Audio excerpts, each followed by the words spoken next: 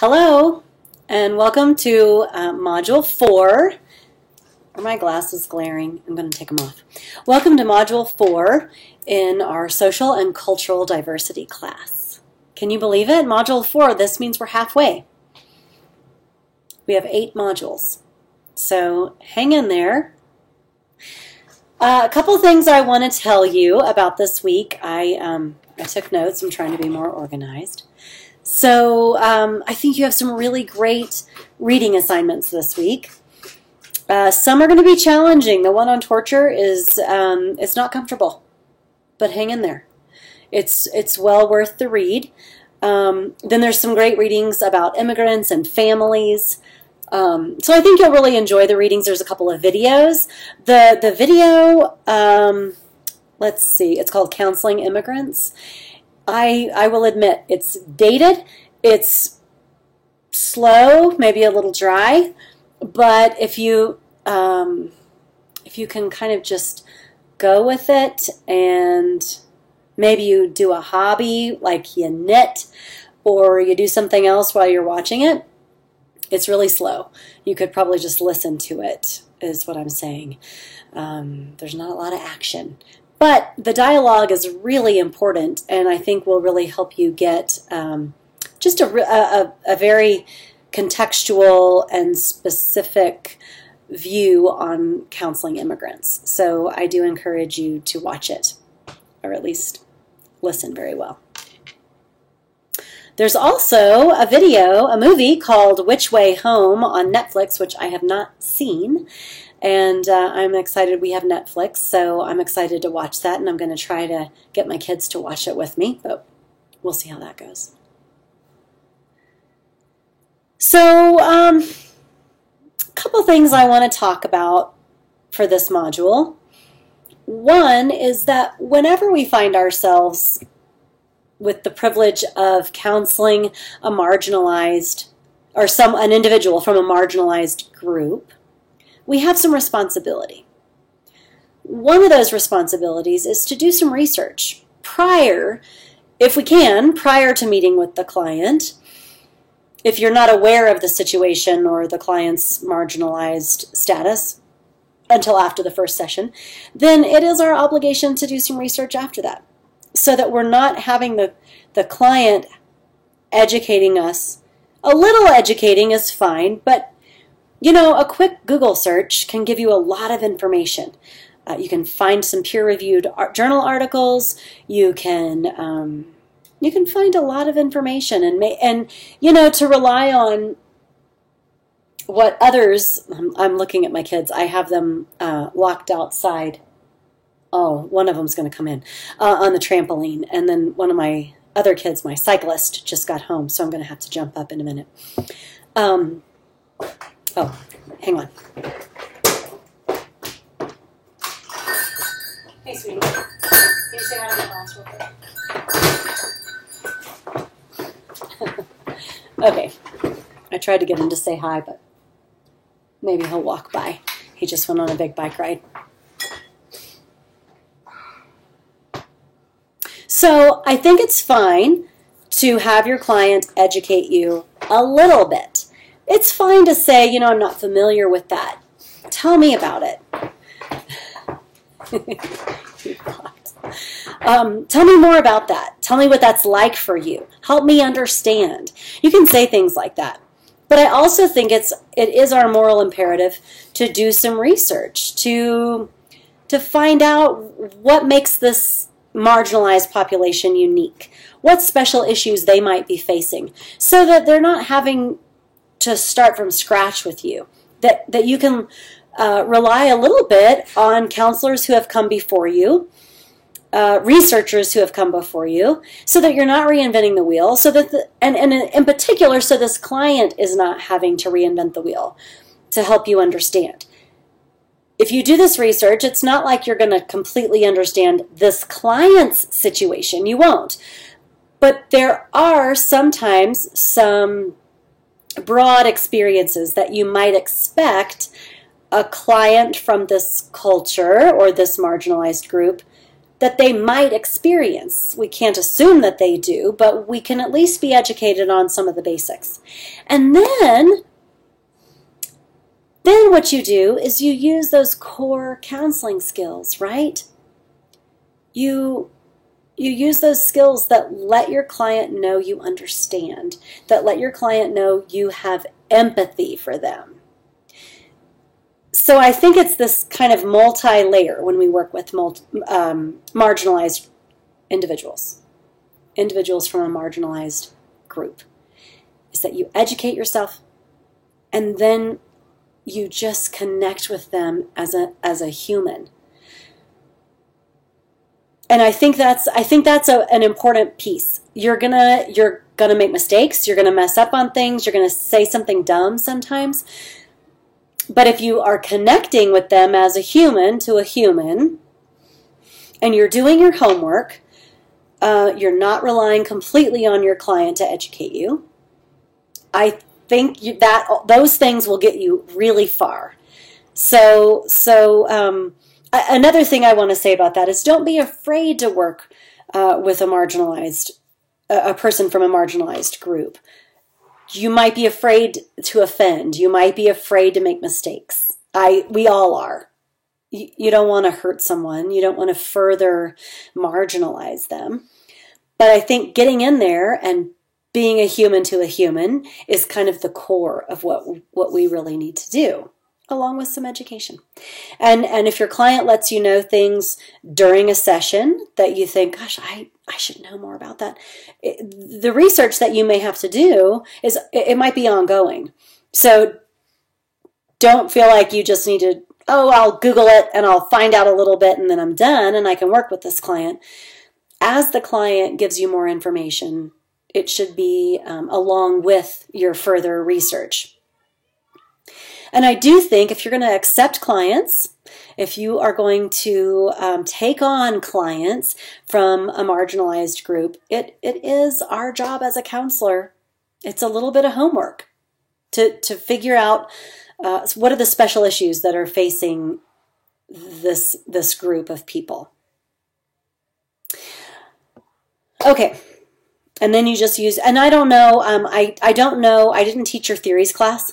I haven't taught a theories class for Antioch yet, but I know at the University of Wyoming, where I teach also, we call just the basic foundational interpersonal skills and techniques, we call those core counseling skills. And that's like reflecting, feeling reflections, content reflections. I'll try to send you guys. Maybe I'll try to post this because it is a great form. If I'll find it. But just those basic things that we do to minimal encouragers and those basic things that we do to connect to our clients, whatever you call that. So in discussion, moving forward, in discussion 4, you are going to be asked to research a current event in the media. And then there are 2 questions in that discussion post that you answer related to that. And please post that media that you're citing. One thing I want to remind you of is, and I feel like I say this a lot, but it's still not quite catching on. And this goes for the journals as well. Be sure that you post in a timely manner. I do love when you guys contact me and you say, hey, this is going on and I'm going to be a little bit late. And that's great. And if it happens once in a while, no big deal, right?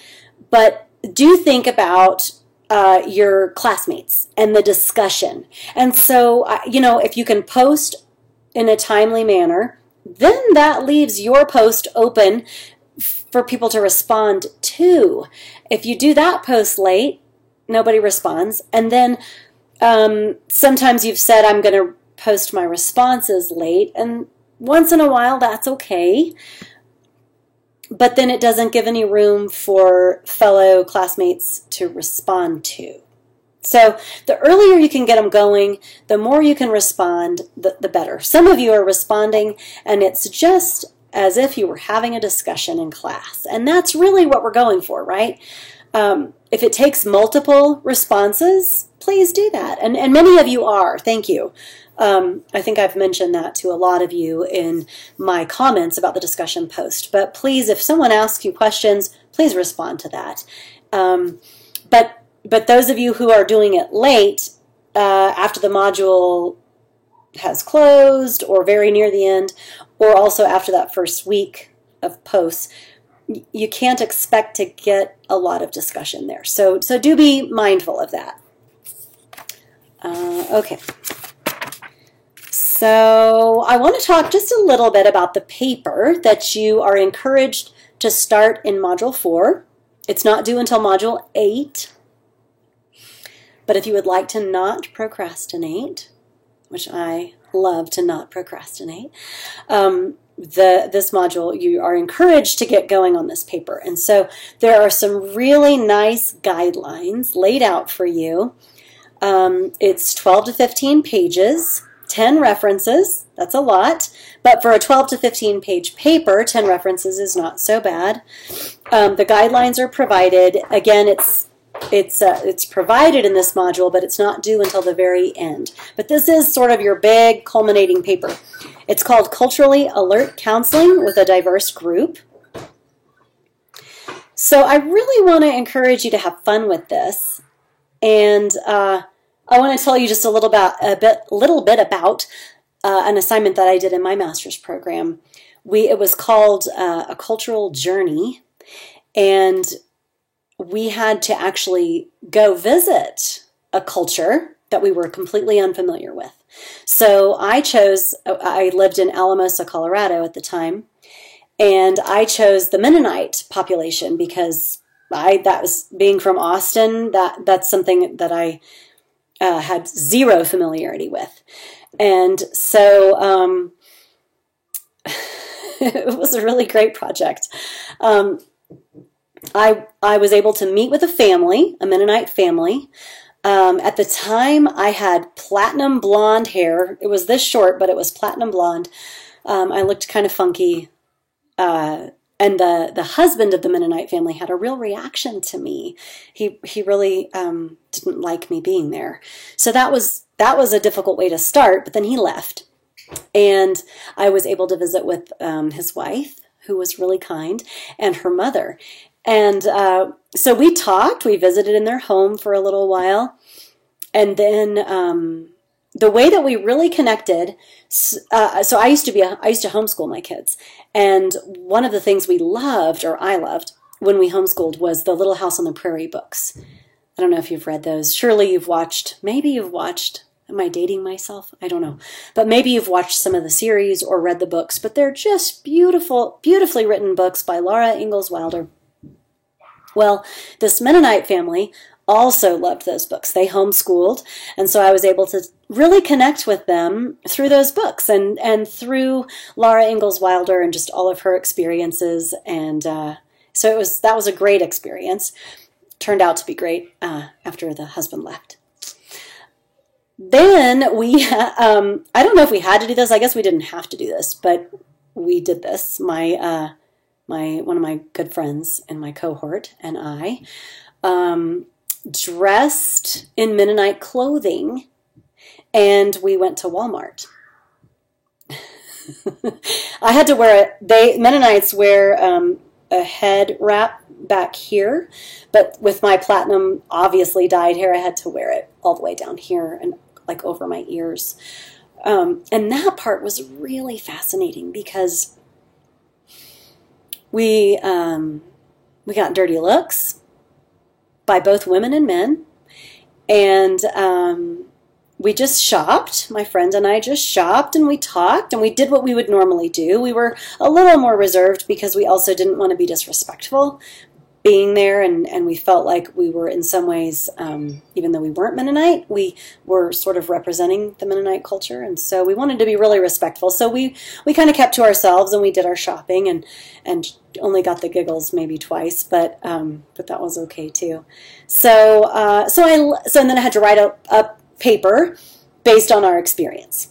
And I think the experience part, the instructor left up to us, but the paper had some specific requirements. So I'm just telling you this because it was such a great, like one of the highlights of my master's program, doing this and feeling like I have a little bit of a heart for the Mennonite culture, whereas before I didn't know anything about them at all. So I really encourage you to pick a group that you are not familiar with at all. Absolutely don't pick a group that you grew up in, or that your best friend when you were little was from this culture. Really pick something that is unfamiliar, maybe even a little scary, right? Something that you don't know anything about it, and sometimes you worry about it. Or sometimes you're hesitant when you meet someone from that culture. Really push yourselves, really challenge yourselves on this. I think you're going to find out some fascinating information. You have to, you have to write about religion and special concerns and problems, and so really push yourself to know more about a culture you just don't know anything about. But maybe you've always thought, I should know more about that culture. Or if it's a culture that you have a little bit of fear about, go with that too. Really challenge yourself on this, because I think the reward will be great. You'll come out of it knowing just a little bit about what it's like to be from that culture. Of course, you can't speak to what it's like because you haven't been a part of that culture and you weren't raised in that culture. That part is so meaningful too, right? When I was a Peace Corps volunteer, I served on an island that was primarily, they were all of slave descendants, so they were all African descendants, and I am obviously very fair-skinned, and so I was certainly in the minority. But does that mean that I know what it feels like to be a minority? No, not at all. I lived there in a place for 2 years where I was different. But I still had all the privilege of my birth, of my country, of my race. And so I certainly cannot speak to what it is like to be a minority just because I had that experience where I was not of the dominant population, not of the dominant race in that population. Okay, what else? I think that is about it. This paper that I'm talking about that's due in Module 8 is APA guidelines, so do be careful of that. I hope you all have the book. What's it called? It's up on my bookshelf, but the APA manual. It's really helpful. It's like $15 or $10 on Amazon. That's a great resource. Also, I don't know. Hi. Oh my gosh, what are you doing with a street sign? He's 15. I don't know.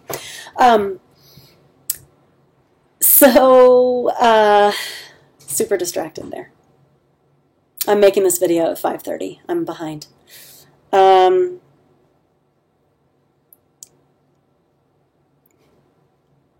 I have no idea. APA. Okay, APA. Thank goodness. So another resource, yes, is it's called OWL, OWL, Purdue, like the Purdue University. OWL Purdue. I don't know, if you Google it, it'll come up. But it's a great resource for APA. You can, they have a little search box, and you can enter a topic, like headings. How do I differentiate headings, and what's capitalized and what's a number, or things like that. So yes, the APA manual is fantastic. I have so many little Post-it notes bookmarked in there. But then also APA, or the OWL Purdue, is a great resource. So feel free to look that up as you write this paper. So all right, halfway, guys, and I hope you enjoy Module 4. I think it's a really timely and exciting topic. See you soon.